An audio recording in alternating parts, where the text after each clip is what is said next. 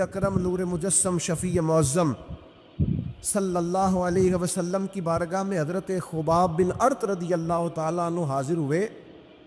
حضور خانہ کعبہ کے ساتھ ٹیک لگائے بیٹھے تھے تو حضرت خباب عرض کرنے لگی، یا رسول اللہ اتنی تکلیفیں آ رہی ہیں، کافر اتنا ستا رہے ہیں، ہمیں پریشان کیا جا رہا ہے، ہم سخت آزمائش میں، حضور آپ اللہ کی بارگاہ میں دعا کیوں نہیں کرتے ہمارے لیے؟ تو نبی پاک علیہ السلام فرمانے لگے، تم سے پہلے لوگوں کا حال پتہ کیا تھا؟ یہ صحیح حدیث بخاری میں موجود ہے۔ فرمایا تم سے پہلے لوگوں کا حال یہ تھا کہ انہیں گڑھے کے اندر رکھ کے ان کے جسم کو مٹی سے دبا کے پھر ان کے سروں پر آریاں رکھ کے چیر دیا جاتا تھا، لیکن پھر بھی وہ اپنے دین سے ہٹا نہیں کرتے۔ نبی پاک علیہ السلام فرمانے لگے، تم سے پہلے لوگوں کا یہ عالم تھا کہ ان کے جسم لوہے کی کنگھیوں سے کریت دیے جاتے تھے، ان کا گوشت اتار دیا جاتا تھا، لیکن وہ اپنے دین سے ہٹنے کو تیار نہیں ہوتے تھے۔ یاری تیری سونا پر آزمائشاں تیریاں اگ، اے سونا پرکھیا جامدہ ہی پہلو نال اگاں دے لگ۔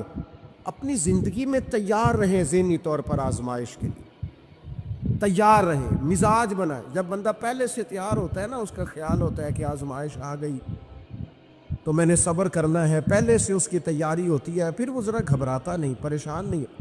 ہم تیار نہیں ہیں ذہنی طور پر۔ ہر بندے کو سکھ چاہیے، ہر بندے کو، بلکہ ہمارے ہاں تو لوگ کہتے ہیں مرید ہو رہا ہوں تاکہ میری طرف تکلیف کوئی نہ آئے۔ تو میں کیا کرتا ہوں، پہلے پیر سے پوچھ لو اسے کبھی آئی ہے کہ نہیں۔ اگر اسے آئی ہے تو پھر اس کا مطلب ہے تمہیں بھی آ سکتی ہے۔ لوگ نماز اس لیے شروع کرتے، کہتے ہیں میں 5 نمازیں بھی پڑھتا ہوں، میں صدقات بھی کرتا ہوں، کام میرا پھر نہیں چلتا۔ تو میں کہتا ہوں تمہیں پتہ ہی نہیں، نمازی کے لیے تو آزمائش ہے، جتنا جتنا ایمان کامل اتنی اتنی آزمائش بھی زیادہ۔ اور یہ میں اپنے پاس سے نہیں کہہ رہا، ساری زندگی دیکھیں نا آپ آزمائشوں سے بھری۔ ادھر آ جائیں نا، جناب ایوب ہیں، کتنے بیمار ہو گئے، کتنے بیمار ہو گئے، 12 سال گزر گئے طبیعت خراب کو، 8 دن کے بخار میں لوگوں کے شکوے، 12 سال بیت گئے تو قبول محمد بخشاں۔ بس عرض اتنی ہے کہ راضی رہن پیارے۔ آپ دیکھیں نا، جناب یعقوب پیارے ہیں نا اللہ کے، لیکن آدھی زندگی روتے گزر گئی بیٹے کی یاد۔ جناب یوسف پیارے ہیں نا، سونا بنا کے نا، اور باپ کا لاڈلا بنا کے نا، محبت پوری کرا کے، پیار پورا۔ یا بنی لا تقصص رؤیاک علی اخوتک فیکیدوا لک کیدا ان الشیطان للانسان عدو مبین۔ او میرے بیٹے بھائیوں سے بات نہ کرنا ورنہ وہ کچھ چال چلیں گے، شیطان آدمی کا کھلا دشمن۔ اتنا دنیا میں پیارا بچہ اور اس وقت کوئی نہیں تھا جتنے جناب یوسف ہیں، پر یوسف کبھی بھائیوں کی مار کھائے، کبھی کنویں میں جائیں۔ کریم کا کرم ہے نا، کنویں میں پھینکے تو بچا لے، لیکن وہاں سے نکلے تو پھر وہ بکے، پھر کبھی یہاں بکے، کبھی مصر کے بازار میں بکے۔ او یار تو غور تو کر، وہی جناب یوسف اللہ کے پیغمبر پھر جیل جائے، ساری تکلیفیں سہ کے فرمایا لو یوسف اب میں تمہیں مصر کا بادشاہ بناتا ہوں۔ آپ جس کی بھی تاریخ ٹٹول کے لائیں گے نا، وہ آزمائشوں والی والا نَبْلُوَنَّکُمْ بِشَیْءٍ مِّنَ الْخَوْفِ، ہم ضرور تمہیں آزمائیں گے۔ کائنات میں سب سے زیادہ پیار اللہ کا اپنے محبوب کے ساتھ، لیکن دیکھ لو نا، پیدائش سے پہلے ہی حضور کے والد چلے گئے۔ 4 سال یا 6 سال کی عمر میں والدہ گئیں، 8 سال کی عمر تھی، محبوب کے دادا کا جنازہ اٹھا تو محبوب پیچھے پیچھے جنازے کے جا رہے۔ پھر وقت آیا جب تبلیغ دین کا، تو دنیا کا کون سا دکھ اور کون سی تکلیف اور کون سی اذیت ہے جو حضور کو نہیں دی گئی، لیکن کریم ہر وقت کہتے ہیں افلا اکون عبدا شکورا، میں رب کا شکر گزار بندہ نہ بنوں۔ ہر مقام پر، کبھی بدر، کبھی احد، اور ہر طرح کی تکلیف، ہر طرح کی تکلیف، کبھی بیٹیوں کا دکھ، کبھی سیدہ عائشہ صدیقہ کے بارے میں منافقوں کی نازیبہ گفتگو، سارے دکھ محبوب کی حیات پاک میں رہے، کریم نے ان دکھوں کو برداشت کیا۔ ہم نہ قربانی دیے بغیر پاس ہونا چاہتے ہیں، ہم کوئی مشقت سہے بغیر نمبر لینا چاہتے ہیں، ہم کوئی کام کیے بغیر رتبہ پانا چاہتے ہیں۔ ایسا ہوتا نہیں نا، یہ ممکن نہیں۔ آپ تاریخ پڑھیں نا انبیاء کی، حضرت نوح علیہ السلام نے 950 سال محنت کی ہے، اور میں سورہ ہود دیکھتا ہوں تو میں وہ انداز دیکھتا ہوں جس طرح کفر ان سے بات کرتا تھا۔ بڑی جدوجہد کی حضرت نوح نے، لیکن پتہ ہے دکھ اس سے بڑا کیا دیکھا؟ اپنا بیٹا ہی کافر ہو گئے۔ مالک امتحان ڈالتا ہے تو بڑے بڑے، اور حضرت نوح نے اپنے بیٹے کو ڈوبتے دیکھا، کہا مالک میرا بیٹا، فرمایا نہیں، یہ تیرا ہے ہی نہیں، تیرے طریقے پر نہیں تو تیرا کیسے ہوگا؟ کسی کی نسل کہلانے کے لیے تو اس کے عقیدے پر ہونا ضروری ہے، تیرا نہیں۔ حضرت نوح نے مشقت دیکھی، واتخذ اللہ ابراہیم خلیلا، ابراہیم اللہ کے پیارے ہیں نا، لیکن زندگی پوری پڑھ کے دیکھ لو، ساری کی ساری مشقت مصائب سے بھری ہوئی، آزمائشوں سے لدی ہوئی۔ کبھی انہیں قوم آگ میں ڈالتی ہے، اور کبھی 86 سال عمر ہو گئی تو اولاد کوئی نہیں، اور دعا مانگ کے رب بیٹا وہ دیتا ہے جس کی پیشانی میں نور محمدی چمکتا ہے۔ اچھا پہلے دیا نہیں، اب دیا، فلما بالغا ماہ سعیا، اور جب وہ ذرا ساتھ چلنے کے قابل ہو گیا، ہر بندہ کہتا نہیں منوں خیر ہے میرا پتر جوان ہو گیا ہے، جب وہ بیٹا ساتھ چلنے کے قابل ہوا تو فرمایا ذبح کرو، کرو نا ذبح۔ تھوڑی دیر کے لیے دل پہ ہاتھ رکھ کے بتاؤ، اور بچے کو بخار چڑھ جائے تو نیند نہیں آتی، مائیں منتیں مانگتی پھرتی، روتے پھرتے باپ، بچے کی طبیعت ٹھیک نہیں، فقط بیمار ہے، اور جسے یہ کہا جائے ذبح کر، جناب ابراہیم تیار ہو گئے اور بیٹے کو ذبح کر دیا، چھری چلا دی۔ وہ تو مالک نے کہا کہ ابراہیم تم پر سلام ہو، تم نے اپنا خواب سچ کر دکھایا ہے۔ حضرت ابو سعید خدری رضی اللہ تعالیٰ عنہ فرماتے ہیں، میں نبی پاک علیہ الصلوۃ والسلام کی خدمت میں حاضر ہوا، اور حضور کے دست مبارک کو چومنے کے لیے میں نے اپنے ہاتھ جب آگے کیے تو تپش تھی، تیز بخار تھا نبی پاک کو۔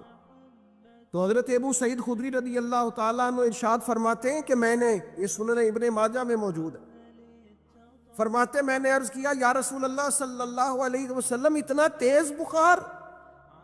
حضور فرمانے لگے ہم پر جو آزمائشیں آتی ہیں نا انبیاء پر، وہ عام لوگوں سے دگنا آتی ہیں، یہ تو لاڈلے ہیں، یہ تو محبوب ہیں اللہ کے۔ فرمایا عام لوگوں سے دگنی آزمائش آتی ہے، لیکن فرمایا ہمارا رب بڑا کریم ہے، ہمیں اجر بھی ڈبل ہی عطا کرتا ہے، ہمیں اجر بھی ڈبل ہی عطا کرتا ہے۔ تو حضرت ابو سعید خدری کہتے موقع اچھا تھا، میں نے ایک سوال بھی کر دیا، میں نے کہا یا رسول اللہ صلی اللہ علیہ وسلم بتائیے نا بھلا دنیا میں زیادہ آزمائشیں کن کو آتی ہیں؟ تو حضور فرمانے لگے سب سے زیادہ آزمائشیں اللہ کے انبیاء کو آتی ہیں، نبیوں کو آتی۔ حضور اس کے بعد فرمایا اس کے بعد جو ان کے زیادہ قریب ہوتا ہے اسے آتی ہے۔ لوگ کیا سمجھیں گے امام حسن کی آزمائش کو؟ لوگ کیسے سمجھیں گے سیدنا امام حسین کی آزمائش کو؟ فرمایا جو ان کے زیادہ قریب ہوتا ہے اسے زیادہ آزمائش آتی ہے۔ تو حضور کے سب سے قریب تو امام حسن ہے نا، امام حسین ہے نا، تو کیا سمجھتا ہے قربت بس نسبت کے اظہار کا نام ہے اور بڑے لطف کے ساتھ زندگی گزارنے کا نام ہے؟ تو نبی پاک علیہ الصلوۃ والسلام نے فرمایا بات بڑی مزے کی ہے، فرمایا پھر اللہ کے بعض بندے تو ایسے ہوتے ہیں جنہیں اللہ فقر میں مبتلا کر دیتا ہے، فرمایا ان کے پاس صرف ایک چادر رہ جاتی ہے، اتنا فقر ان کے پاس آتا ہے. لیکن جو حدیث کے آخری لفظ ہیں نا وہ وجد والے ہیں، وہ وجد والے ہیں، وہ سرور والے ہیں. ہمارا یہ مزاج ہوتا ہے کہ میٹھا میٹھا کھا جاؤ اور ذرا کڑوا آ جائے تو سویرے بھی رو شام بھی رو، حال ہی کوئی نہیں، غریبی بڑی، پریشانی بڑی، حضرت صاحب گھر سے بیماری جاتی نہیں. اور جناب کیا بتائیں، بعض لوگ تو ایسے ہیں جن کی بات سن کے لگتا ہے زندگی میں کبھی سوئے ہی نہیں، اتنے بڑے بڑے دکھ سناتے ہیں. او خدا کی رحمت کا بھی تو ذکر کرنا، خدا نے جو تیرے اوپر انعامات کیے ان کا بھی تو ذکر کرنا، ان کا تذکرہ ہی نہیں کرنا میرا بھائی. نبی پاک علیہ السلام نے فرمایا ان لوگوں پر دکھ آتے ہیں پر قربان ہونے کو جی چاہتا ہے ان لفظوں پر. حضور فرمانے لگے وہ رب کی طرف سے آنے والے دکھ پر بھی اس طرح راضی ہوتے ہیں جس طرح تم میں سے کوئی راحت ملنے پر راضی ہوتا ہے. سکون والی چیز ملنے پر جس طرح تم راضی ہوتے ہو اس طرح وہ دکھوں پر بھی راضی ہوتے ہیں. دکھ قبول محمد بخشا، دکھ قبول محمد بخشا. پر ایک شرط لگائی چھوٹی سی میاں صاحب نے، انہوں نے کہا 100 دفعہ قبول ہے، دکھ 100 دفعہ قبول، دکھ قبول محمد بخشا پر راضی رہن پیارے. یہ شرط یہ ہے کہ تو راضی رہ، تو راضی رہ، دکھ قبول محمد بخشا، راضی رہن پیارے. اور حضرت سلطان صاحب کہنے لگے ایسا کیتی ہے جان حوالے رب دے، ایسا عشق کمایا ہے اسی مرن تو پہلو ہی مر گیا، باہو تا مطلب نو پایا. ہم نے تو پہلے سے ہی نتیجہ نکال دیا. تو سکون ڈھونڈنے نکلا ہے، تو چاہتا ہے زندگی میں آرام مل جائے. پھر آپ دیکھ لیں دور حضرت صدیق اکبر کا آیا تو حضرت ابوبکر صدیق اس امت میں نبیوں کے بعد سب سے بڑا درجہ رکھتے ہیں، لیکن کوئی زندگی اس طرح کی تو نہیں کہ بڑے 2.25 سال بڑے آرام سے حکومت کی ہو.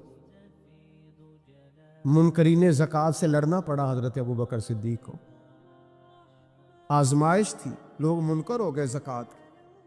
حضرت صدیق اکبر لڑے، ختم نبوت کے تحفظ کے لیے لشکر تیار کیے، بہت سارے مسائل کا سامنا کرنا پڑا. صبح دن راتیں جناب ابوبکر نے مشقت کر کے خلافت اسلامیہ کو مضبوط کیا. دور حضرت عمر کا آیا، ساری دنیا مدینہ منورہ میں اندر سے دروازے بند کر کے سخت گرمی میں سوتی ہے، اور جناب عثمان غنی کہتے ہیں کہ میں نے فاروق اعظم کو 60 سال کی عمر میں دیکھا کہ مال غنیمت کے 2 اونٹ دوڑ گئے تو عمر بھاگے جا رہے ہیں، ان اونٹوں کو لے کے آ رہے ہیں. اور میں کہتا ہوں جناب آپ آرام کرتے، ساری دنیا سو رہی ہے. فرمایا سویا کرتا تھا کبھی خلیفہ بننے سے پہلے. عمر کسی غلام کو کہہ دیتے تو چونکہ پیار تھا نا، یارانہ تھا نا. حضرت عثمان بڑی محبت سے کہتے ہیں امیر المومنین کسی غلام سے کہتے ہیں اگر مال غنیمت کے اونٹ چلے گئے تھے تو لے آتا. تو حضرت عثمان کے کندھے پہ ہاتھ رکھ کے جناب عمر رو پڑے، کہنے لگے یار یہ حضور کے دین کی امانت بڑی ذمہ داری، لے او سجنا اساں توڑ نبھائی، اساں جان بھی دتی تیرا تیرے. یہ بڑی ڈیوٹی ہے، یہ بڑی ذمہ داری ہے. میں کیسے غلام کو بھیج دیتا؟ مسلمانوں کا مال ہے، جب ڈیوٹی میری ہے تو کیسے کسی کو بھیجتا؟ یہ آزمائش ہے، یہ دکھ ہے. 22-24 لاکھ مربع میل کے حکمران حضرت عثمان غنی، ان کا دور آ گیا. یعنی وہ شخص جس نے چڑھتی جوانی میں بھی نظریں جھکا کے رکھی ہیں، اور جس شخص نے اپنا سارا مال دین پر قربان کر دیا، اس کے گھر کا گھیرا تنگ کر لیا گیا. بہت بڑی ذمہ داری حضرت عثمان پر آئی، پڑی. اور جناب عثمان غنی کا حال یہ ہے کہ 40 دن گزر گئے. جس شخص کے اپنے ذاتی مصارف لاکھوں کروڑوں میں لوگوں پر خرچ ہوتے ہیں، 40 دن سے اس نے کھانا نہیں کھایا، اسے ڈھب اور سلیقے سے روٹی پانی نہیں ملا. گھر میں قید ہیں. لوگوں نے کہا عثمان ہمیں اجازت دے دیں ہم لڑیں. کہنے لگے کیسے دے دوں؟ حضور کا مدینہ اور میری وجہ سے خون بہہ جائے. بس میرے اوپر آئی ہے تو میں نبھاؤں گا، یہ ذمہ داری ہے. کہا پھر عثمان خلافت؟ فرمایا یار یہ بھی میری مجبوری ہے. میرے نبی پاک نے فرمایا تھا عثمان اللہ تمہیں قمیض پہنائے گا، لوگ اتارنا چاہیں گے، دیکھنا اتارنا نہ. وہ قمیض نہ اتارنا کیسے چھوڑ دوں؟ حضرت عثمان بھی شہید ہو گئے، جناب عمر بھی شہید ہو گئے. حضرت علی المرتضیٰ شیر خدا، وہ کیا 9-10 سال کی عمر سے حضور کے ساتھ چلے، ہر غزوے میں، ہر میدان میں، ہر جہاد میں، ہر جگہ آگے آگے. ان لوگوں نے دین سے نفع نہیں لیے. حضرت علی المرتضیٰ شیر خدا تو کوفے کی جامع مسجد کے پاس کھڑے ہو کے کہتے تھے میری کوئی بندہ زیرہ خرید لے. امیر المومنین کہہ رہے ہیں میری طامت زیادہ پھٹ گئی ہے، اب تو پیوند لگنے کی جگہ بھی کوئی نہیں بچی، یہ زیادہ پھٹ گئی ہے. اگر مزید پیوند لگ سکتے ہوتے تو میں زیرہ نہ بیچتا، یہ میری زیرہ کوئی خرید لے، کوئی خرید لے زیرہ. حضرت مولا علی شیر خدا 63 سال کی عمر مبارک، اور جب کوفے میں آپ کو خنجر لگا، زخم لگا، تو لوگ بیٹے کو بلاتے ہیں، آواز دیتے ہیں، لیکن جناب شیر خدا مولا علی مرتضیٰ مشکل کشا حل عطا حضرت علی المرتضیٰ شیر خدا زیر لب ہلکا سا مسکرائے، ادھر دیکھیے گا، اور مسکرا کے پتہ کیا فرمانے لگے؟ کہنے لگے فزت برب الکعبہ، لو بھائی کعبے کے رب کی قسم علی کامیاب ہو گیا ہے. حضرت صالح نے تبلیغ شروع کی تو کہنے لگے پہلے معجزہ دکھاؤ. جی آج تو نہیں نا لوگ معجزے مانگتے، آج بھی لوگ کرامتے اور معجزے، اللہ معاف کرے، جو چیزیں معجزہ تو ہو نہیں نہ سکتا، لیکن آج بھی لوگ، آپ یقین کریں، کہتے ہیں یہ بڑی نمازیں پڑھتا ہے تو پھر بخشا کیوں نہیں گیا، پھر کیوں نہیں منو سلوا کیوں نہیں اترا اس پر، پھر میں بھی اسی طرح ہی ہوں، کیا اس کے اندر خوبی آ گئی؟ مولوی بھی ویسے ہی ہے، صوفی بھی ویسے ہی ہے. لوگ مان نہیں رہے، وہ دلیلیں مان نہیں رہے، ابھی بھی لوگ بحث نہیں کرتے. کیا فرق آ جائے جی، ویسے ہی ہیں سارے. اللہ تعالیٰ سے ڈرنا چاہیے. ہمیں سامنے والے کی طرف دیکھ کر صحیح ہونے کا حکم نہیں ہے، ہمیں اپنی اصلاح کا حکم ہے، اپنی طرف دیکھ کے اپنے آپ کو ٹھیک کرنے کا. الزام لگا کے گزر جانا اس کا کوئی مطلب، سنو اور یاد رکھو. حضرت صالح علیہ السلام سے کہنے لگے پہلے معجزہ دکھائیں، تو حضرت صالح علیہ السلام نے فرمایا اونٹ کہاں سے پیدا ہوتے ہیں؟ کہاں اونٹنی کے بطن سے. فرمایا آؤ میں تمہیں پہاڑ کے اندر سے اونٹنی پیدا کر کے دکھاتا ہوں. کہاں سے؟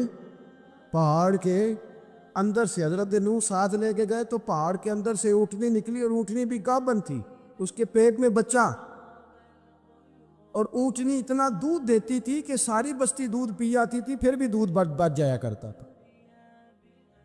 لیکن حضرت نوح علیہ السلام نے فرمایا تم نے دیکھ تو لیا ہی اسے، یہ جتنا دودھ دے گی روٹی بھی اتنی کھائے گی. ایک دن تم سارے پانی پیو گے، ایک دن یہ سارا پانی پیا کرے گی. ایک دن تم سارے باقی جانوروں کو گھاس کھلاؤ گے، ایک دن یہ اونٹنی. اور اونٹنی کا نام کیا؟ ناقۃ اللہ، اللہ کی اونٹنی. کس کی اونٹنی؟ نام کیا ہے؟ اللہ کی. یہ اللہ کی اونٹنی ہے. تو حضرت نوح علیہ السلام کی اونٹنی، فرمایا اس کی بے ادبی نہ کرنا. باز نہیں آئے لوگ، باز نہیں آئے. کہنے لگا جی دودھ دینا تو ٹھیک ہے، پر یہ جو سارا پانی پی جاتی ہے نا یہ صحیح نہیں، یہ جو ساری گھاس کھا جاتی ہے یہ نہیں تھی. دودھ دینا تو ٹھیک ہے پر یہ نہیں صحیح. آپ نے فرمایا اسے کچھ نہ کہنا، اللہ کی اونٹنی ہے. میں کہا کرتا ہوں ان لوگوں نے ناقۃ اللہ کی بے ادبی کی. حضرت نوح علیہ السلام کی اونٹنی کی ٹانگیں کاٹ دی، صالح علیہ السلام کی. اور دیکھو اللہ بڑا بے نیاز ہے، اگر پیدا کرنا جانتا ہے تو حفاظت کرنی نہیں جانتا. لیکن رب کریم نے فرمایا نہ کرنا. انہوں نے ان کے پیر کاٹ دیے، کانوں پہ چھریاں لگائیں. اونٹنی جب مر گئی، اونٹنی اللہ تبارک و تعالیٰ کی وہ اونٹنی جب مر گئی تو حضرت صالح علیہ السلام کی قوم پر رب کریم نے زلزلہ بھیجا. اذا زلزلت الارض زلزالها، جب زلزلے آئے گی اور جب ان کا زلزلہ آنا ہے، زلزلہ آتا ہے نا، کیا کرتی ہے قوم؟ لا الہ الا اللہ، لا الہ، لا الہ الا اللہ، کلمے جاری ہو جاتے۔ بلکہ ایک دفعہ ایسا بھی ہوا کہ مسجدوں میں اعلان ہونے لگے زلزلہ آ رہا ہے، جو فجر کے لیے نہیں اٹھے زلزلے کے لیے وہ بھی اٹھ گئے، جن کا دعویٰ تھا میری سویرے آنکھ نہیں کھلتی، ان کی لگی نہیں کتنے گھنٹے، بعد میں بھی نہیں لگی، ٹی وی پہ اعلان ہوتے رہے کوئی نہیں آ رہا، سو جاؤ چپ کر کے، لیکن آنکھ لگی۔ موت سے تو ڈرتا ہے، اللہ سے ڈرتا ہی نہیں، موت کا خوف ہے رب کا نہیں۔ زلزلہ آیا، ساری قوم تباہ ہو گئی۔ بتاؤ، اگر ناقت اللہ کی گستاخی ہو تو اللہ ناراض ہو جاتا ہے، اور اگر اولیاء اللہ کی ہو، اگر اولیاء اللہ کی ہو تو رب ناراض نہیں ہوتا؟ شرم نہیں آتی لوگوں کو داتا صاحب کی بے ادبی کرتے؟ شرم نہیں آتی لوگوں کو غوث اعظم کی گستاخی کرتے؟ حیا نہیں آتی جنہوں نے دین پھیلایا ان کی بے ادبی؟ میں درد سے کہتا ہوں، رو کے کہتا ہوں، اور اگر کلیجہ پھٹ سکے تو میں دکھاؤں زخم کتنے۔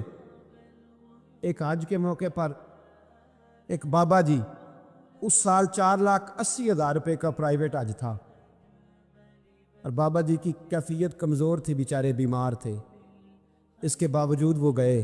بوڑھے آدمی جا کے بیٹھیے، بزرگ، اور کتنی مشکل ہے وہاں، منا، مزدلفہ، عرفات، طواف زیارت، کتنا مشکل کام ہے طواف زیارت کرنا، طواف وداع کرنا۔ کس کٹھن سے حج کیا، بڑھاپے میں پیسے بھی لگائے، اور جب وہ روضہ رسول پہ گئے صلی اللہ، اور انہوں نے جا کے نبی پاک صلی اللہ علیہ وسلم کے روضے کی طرف منہ کر کے درود شریف پڑھا تو ایک ملا نے اٹھ کے کہہ دیا تو مشرک ہے۔ تو میری روح کانپی، میں نے کہا تجھے شرم نہیں آئی، حیا نہیں آئی؟ اس کی عمر دیکھ، کس بڑھاپے میں کہاں سے چلا کہاں آیا۔ یہ مشرک ہوتا تو کسی مندر میں جاتا، یہ مشرک ہوتا تو کسی گرجے میں جاتا، یہ مشرک نہیں، یہ مومن ہے، اور یہ وہ والا مومن ہے جس کے سینے میں دل جب دھڑکتا ہے تو خالی دھڑکتا نہیں، ساتھ وہ محمد عربی پہ درود و سلام بھی پڑھتا ہے۔ شرم نہیں آتی لوگوں کو؟ اتنی بڑی گستاخی کرتے، جو روضہ رسول پہ آیا مشرک ہے۔ میں نے تو مولوی کو صاف صاف کہا تھا، میں نے کہا اگر میں مشرک ہوں تو نکالو، مشرک کا داخلہ تو یہاں ویسے ہی منع ہے۔ شرم نہیں آتی؟ اپنی زبان کا پاس کرو کچھ۔ اتنا ظلم، اتنی بڑی فرقہ واریت امت میں، اتنا امت کو تقسیم کرتے ہو، تمہیں شرم نہیں آتی؟ جہاں سے اتحاد کا پیغام دینا چاہیے وہاں سے تم لوگوں کو فرقے کا پیغام دیتے ہو، ایک مقصود فرقے کی تبلیغ کرتے ہو۔ خدا را، تو میں کہہ رہا ہوں ناقت اللہ کی بے ادبی پہ عذاب آتا ہے، تو اولیاء اللہ کی بے ادبی میں نہیں آتا؟ داتا صاحب ساری دن کی تبلیغ کرتے رہے، ایک آدمی نے اٹھ کے کہہ دیا جناب وہ تو شرک کا اڈا ہے، تو رب کریم ناراض نہیں ہوتا ان باتوں سے؟ ہمیں خیال کرنا چاہیے، اللہ سے ڈرنا چاہیے، ان چیزوں سے عذاب آتا ہے اور آ رہا ہے۔ اللہ تعالی ہمیں محفوظ فرمائے۔ اللہ ہمیں اس سے، قوم لوط پہ بھی عذاب آیا، ہم جنس پرستی، مرد مردوں سے بدکاری کرتے۔ حضرت نوح نے سمجھایا کہ یہ کام درست فطرت کے خلاف ہے، یہ کام درست نہیں۔ جب انسان یہ کام کرتا ہے تو زمین اور آسمان کانپتے ہیں۔ اب میں کیسے کھول کے بتاؤں، میرے پاس اعداد و شمار ہیں کہ پاکستان کے اندر اس کام کی کیفیت کیا ہے، اور کس طرح کر کے لوگ، میں تو رونا روتا رہتا ہوں داڑھی کا۔ لوگ کئی دفعہ کہتے ہیں حضرت صاحب پہلے بھی آئے تھے تو داڑھی کی بات، پھر بھی آئے تو داڑھی کی بات، تو میں رونا روتا ہوں۔ اس لیے روتا ہوں کہ جو کلین شیو نوجوان ہوتا ہے وہ امرد کے حکم میں ہے، اس پر وہی حکم لگتا ہے جو عورت پہ لگتا ہے، اس کے ساتھ مرد کا اٹھنا بیٹھنا اسی طرح ناجائز ہے جس طرح عورت کے ساتھ۔ حضرت جنید بغدادی رحمت اللہ تعالیٰ علیہ کے سامنے ایک شخص لے کہا، وہ کتنا خوبصورت نوجوان جا رہا ہے، تو آپ فرمانے لگے تو حافظ قرآن نہیں؟ کہا ہاں۔ فرمانے لگے جا اپنے حفظ کی خیر منا۔ وہ شخص کہتا ہے میں نے اس بغیر داڑھی والے کلین شیو نوجوان کو بری نظر سے دیکھا، مجھے قرآن پاک ہی بھول گیا، سارا قرآن پاک بھول گیا۔ اور کتنے سال میں دعائیں کرتا رہا، بیت اللہ کے طواف کرتا رہا، میں یاد بھی کرتا تو نہیں ہوتا۔ کیسے؟ اب تو ہمارا نعت کہاں بیوٹی پارلر سے ہو کے آتا ہے، ہم کسی اور کو کیا پیغام دیں؟ وہ پیغام، وہ نظام، وہ طریقہ کار جس کا حکم تھا شریعت میں، قوم لوط پر عذاب آیا۔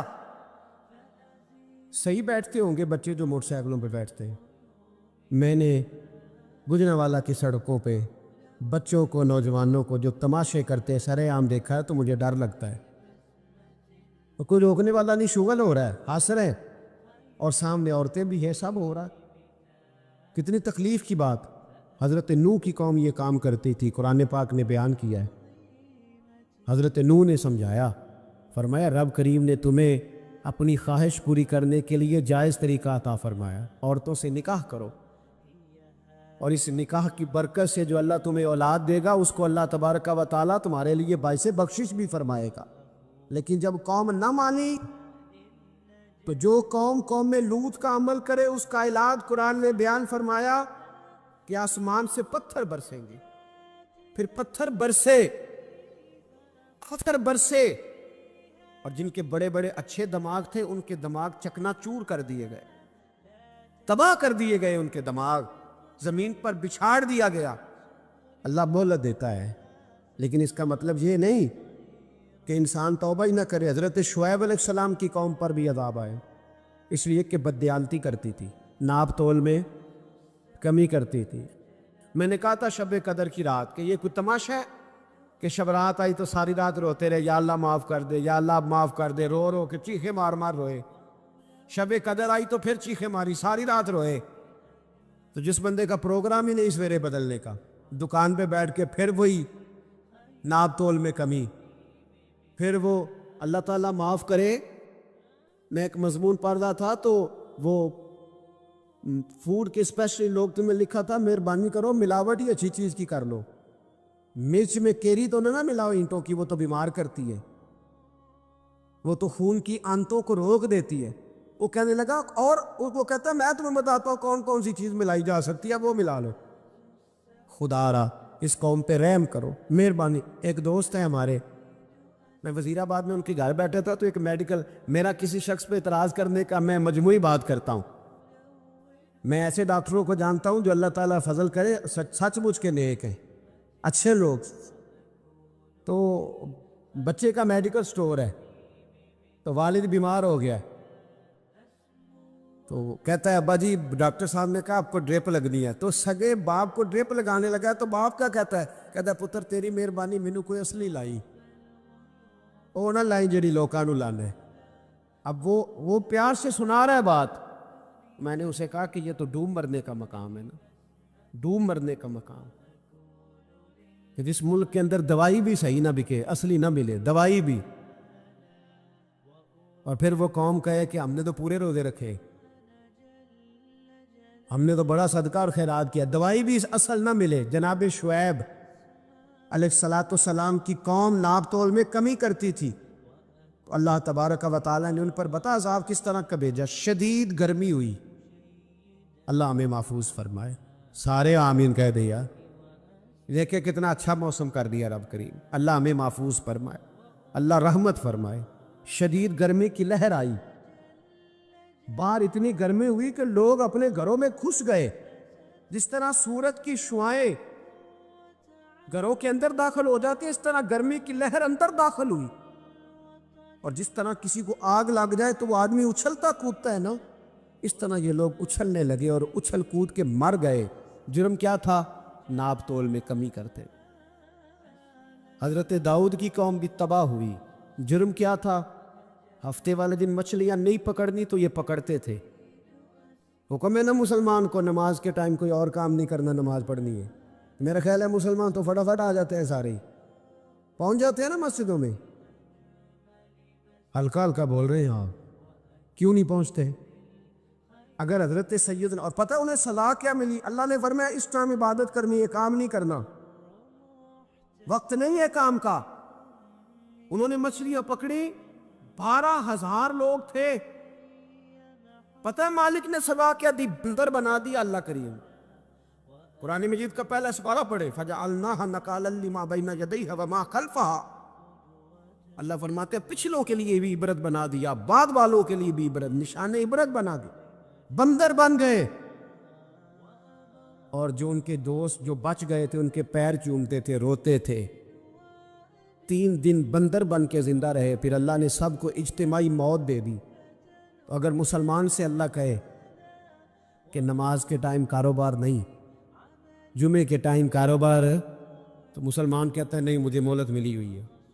یہ تو اس وقت پتہ چلتا ہے نا جب بچے ڈیوٹی لگاتے، ہاں ہاں ہاں عذاب آتا ہے، اس وقت پتہ چلتا ہے۔ میں نے دیکھا یہ منظر، اس وقت پتہ چلتا ہے جب بچے کسی ملازم 6000 کی ڈیوٹی لگاتے، کہتے ہیں ابے کا دھیان رکھنا، ہم دکان پہ بیٹھنے لگے۔